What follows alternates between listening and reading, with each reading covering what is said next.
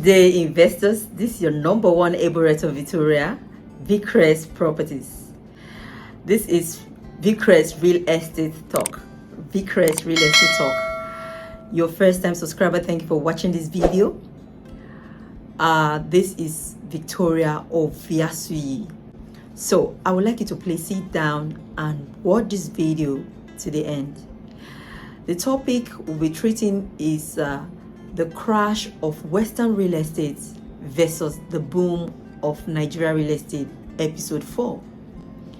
Yeah, I treated episode 1, 2, 3. Today we'll be talking about the crash of Western real estate versus the boom of Nigeria real estate, episode 4. So please do grab your coffee, depending on your weather, your tea or chilled drink, and snack on your biscuit or whatever, and watch this video to the end. You'll be able to get what I mean by the crash of Western real estate versus the boom of Nigeria real estate, episode 4. So as I begin talking about de-dollarization, this refers to countries reducing their reliance on US dollars as a reserve currency. That means US will lose its reserve status as dominant currency of some of these countries joining as alliance. Example, Malaysia, India, Brazil, and some other countries joining together. No, I told you the BRICS nation. They are trying to make sure that dollar loses its reserve currency so that dollar will be of no use. You know, most countries in the world trade with dollars, so that's why dollar is dominant as reserve currency. Most countries in the world use these dollars to trade. That's why dollar is so powerful in the world right now. But guess what?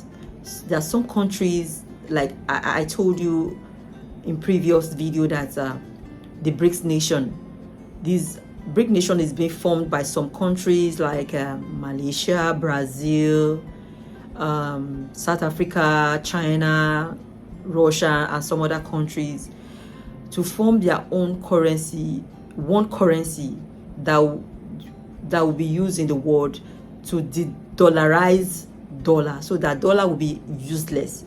Dollar will be of no use. But this dollarization means that dollar will be worthless. Dollar will be worthless, and also there will be inflation that will weaken dollar on the international stage. Remember, I talked about some strong international banks, or the largest international banks. We have banks like Signature Bank, Silicon Valley Bank, and First Republic Bank. These are the largest and credible bank in America. American Institution Bank. That phase, I talked about Silicon Valley Bank. This is the bank that the big tech guys, where they bank their money. You know, but it failed. Silicon Valley Bank, Signature Bank, First Republic Bank. These are the largest bank in America, financial institution. They failed. Why did they fail? Because of the economic instability right now in America. That's why they failed. Those large banks, they failed. And now, if dollar fail again due to de-dollarization, it will affect the assets of high borrowing costs and lower stock market value. What does this mean? That means the mortgage rate will be so high. I talked about the debt ceiling last week. There's no concrete results. They had meeting 3 days ago. I'm talking about the Democrats and the Republicans. They had meeting 3 days ago, and it came out as inconclusive because Biden had to attend the World G7 meeting. One person might say, what is G7? G7 is an informal grouping of 7 world advanced economy. These 7 countries that formed the G7, the world advanced economy. These are strong countries, strong economy countries.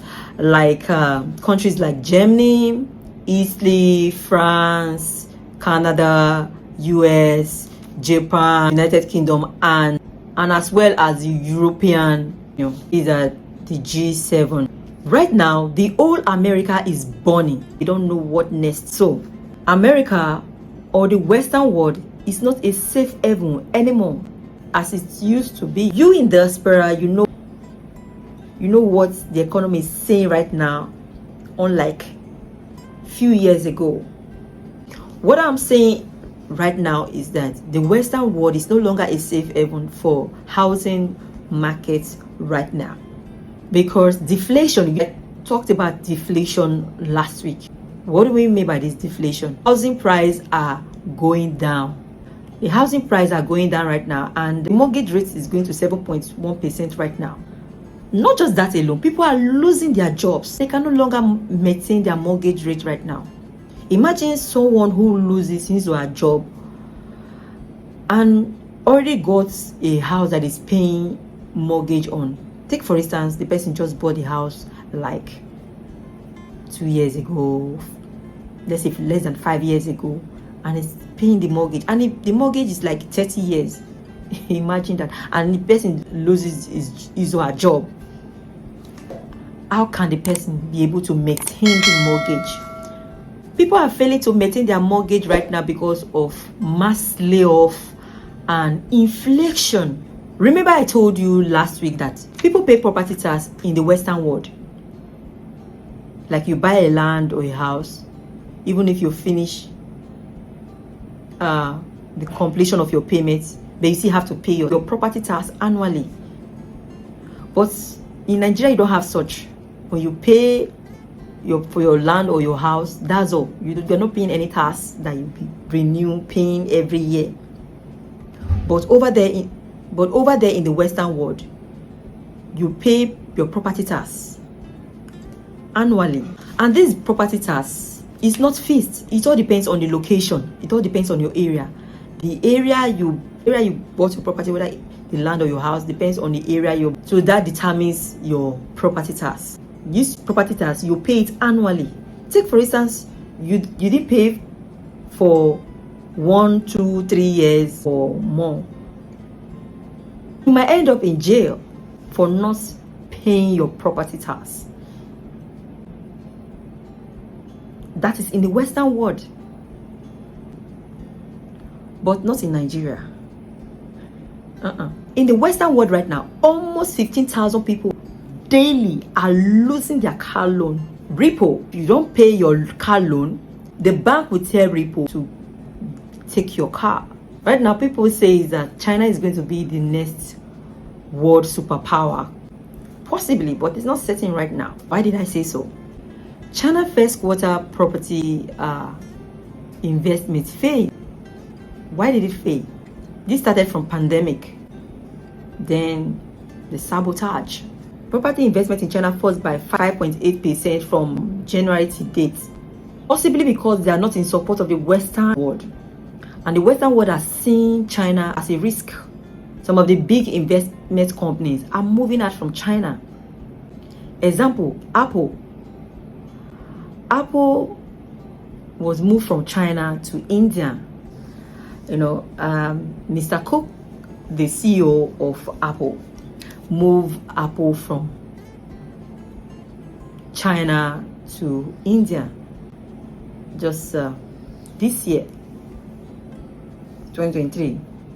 And if you see right now, if you follow the world news, even right now in China, people are leaving China to Vietnam to look for jobs, because some companies, some investors have moved their company out of China to other places. Even right now, Vietnam is not the booming place right now. People are not leaving China to Vietnam to get jobs, and some companies are now moving down there to establish their business, to establish their company right there. You can see, because they're not in support of the Western world right now, so the investors, the Western investors that took their companies to China before, are now taking back their companies, moving their investments from China to different places right now. Like I gave an example of Apple.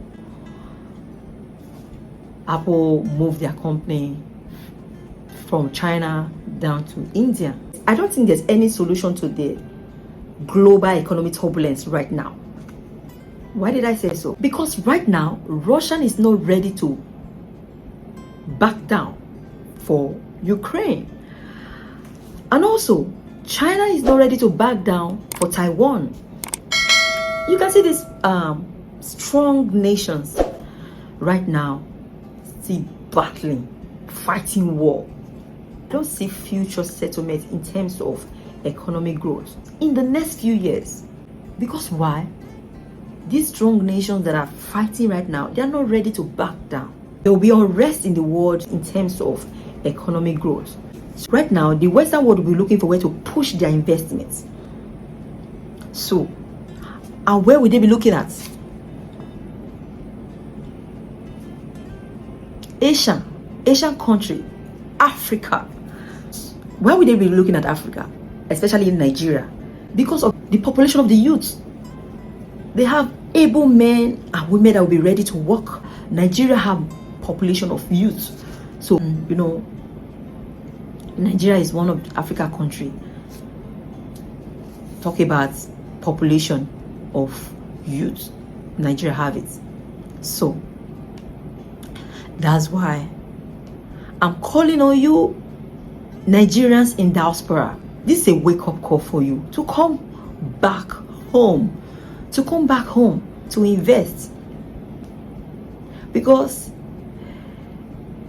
the Western world right now is no longer a safe haven the way it used to be before. So, don't think it's going to go back the way it used to be before. With the situation on ground right now and the economic crisis right now, war of powerful nations right now. You see the way it's affecting the economy globally, the de-dollarization issue. You see the crisis here and there, the mass layoff of workers, and there's uncertainty, there's unrest in the world right now. So now that properties are still available, properties are still affordable in Nigeria right now, this is a time for you to come back home and key in right now. It's a wake-up call for you to come back to Nigeria, to come back home to invest now that it's still affordable, now that it's still available and it's still affordable. You can still buy it when you convert your money, your currency right now, that is still valuable.